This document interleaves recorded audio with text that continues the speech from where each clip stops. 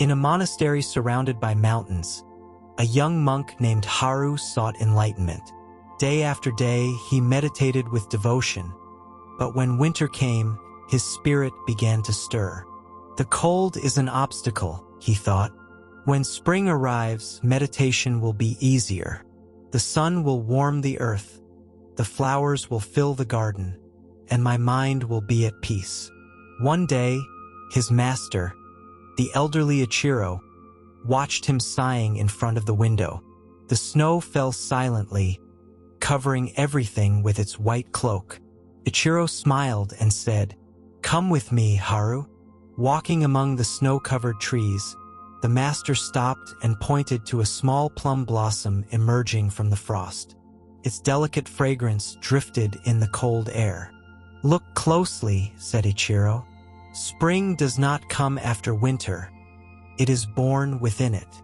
Haru stared at the flower in wonder, but still did not fully understand the meaning of his master's words.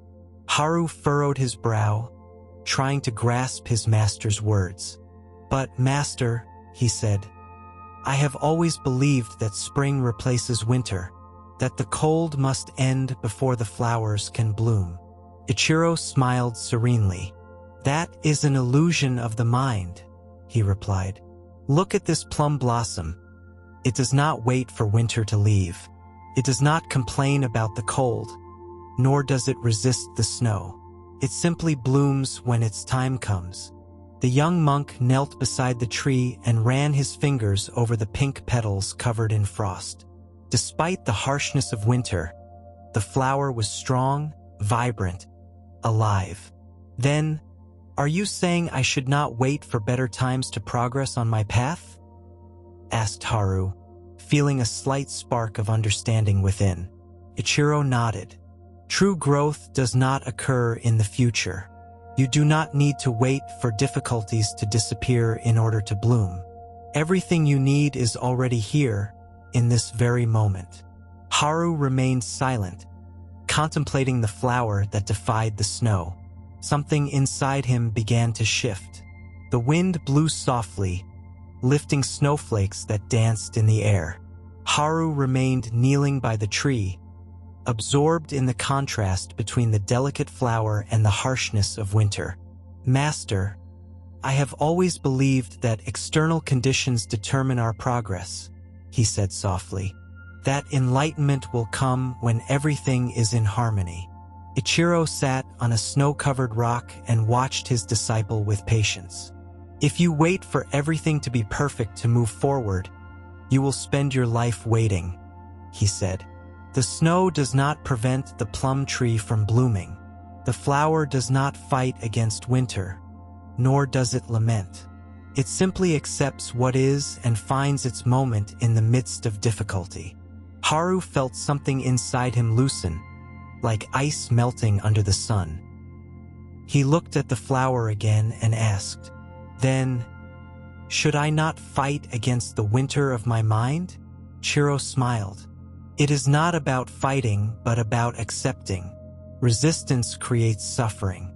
But if you understand that each season has its purpose, you will find peace at any moment." The young monk bowed his head in respect and let the teaching settle into his heart. Haru closed his eyes for a moment and allowed his master's words to filter into his mind, like snow settling upon the earth. Resistance creates suffering. Accepting winter did not mean giving up, but finding harmony within it. He opened his eyes and looked at the plum blossom again. Its fragrance was subtle but unmistakable, a sign of life amidst the cold. "Master," he asked, "how can I apply this in my practice?" Ichiro took a handful of snow and let it melt in his hand. "When you meditate in winter, you complain about the cold. When you meditate in summer, you complain about the heat.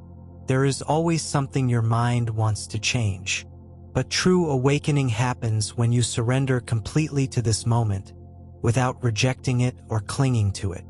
Haru felt the weight of his impatience slowly dissipating.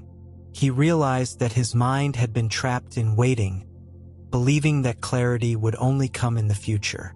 He took a deep breath, feeling the cold air fill his lungs. For the first time, winter no longer seemed an obstacle, but an opportunity. Ichiro watched him with satisfaction. When the snow falls, let it fall. When the flower blooms, let it bloom. There is no need to force anything. Everything comes in its time. Haru nodded silently. Something inside him had begun to bloom. The wind blew harder, and some snowflakes became caught in the sleeves of the young monk. Haru watched them melt upon contact with his skin, as if impermanence itself were whispering a forgotten truth. "Master," he said in a calm voice, "now I understand that I do not need to wait for favorable circumstances. I can bloom here and now, like this plum blossom." Ichiro nodded with a slight smile. Yes, the mind always wants to postpone happiness, believing it will come after something. After winter, after effort, after change. But transformation happens in the present, not in the future. Haru knelt on the snow and closed his eyes, feeling the stillness of the moment. There was nothing to change, nothing to wait for. Everything was complete just as it was. Ichiro stood up calmly and walked a few steps before turning to his disciple. "Now tell me, Haru, what do you see?" The young monk opened his eyes and looked around. The landscape was still the same. Snow-covered mountains, bare trees, the cold air enveloping everything. But inside him, something was different. He smiled and replied with gratitude in his voice. "I see spring amidst winter." Ichiro smiled, satisfied. "Then you have understood." Silence enveloped the landscape. The snow continued to fall, but now Haru saw it differently. He no longer perceived it as an obstacle, but as part of the natural flow of life. Ichiro began to walk back to the temple, and Haru followed him in silence. Each step on the snow crunched softly, as if the earth were whispering ancient teachings. When they reached the monastery garden, the master stopped beside another plum tree covered in frost. Its branches were bare, with no flowers yet. "Look at this tree, Haru. At first glance, it seems lifeless, as if nothing is happening inside it. But deep in its roots, life continues its course. When the right moment comes, it will bloom." Haru nodded, understanding the metaphor. "Everything happens in its own rhythm," he said softly. "You cannot rush spring, but neither should you fear winter." Ichiro smiled. Nature never rushes, and yet everything is fulfilled. The young monk felt a deep peace. He realized he had been rushing, wanting to force his spiritual awakening, rather than allowing it to happen naturally. He breathed deeply, letting the cold air fill him, and felt something inside him loosen, like snow melting under the sun.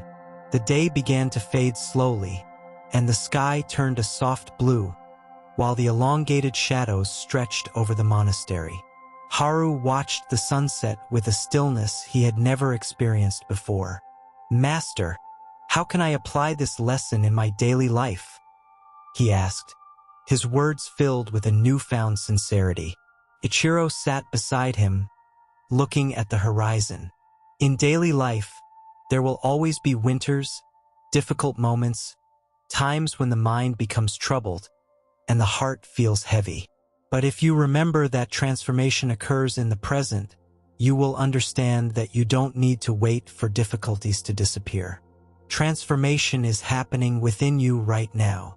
Haru thought about everything he had experienced. His inner struggle, the impatience he had felt in seeking peace.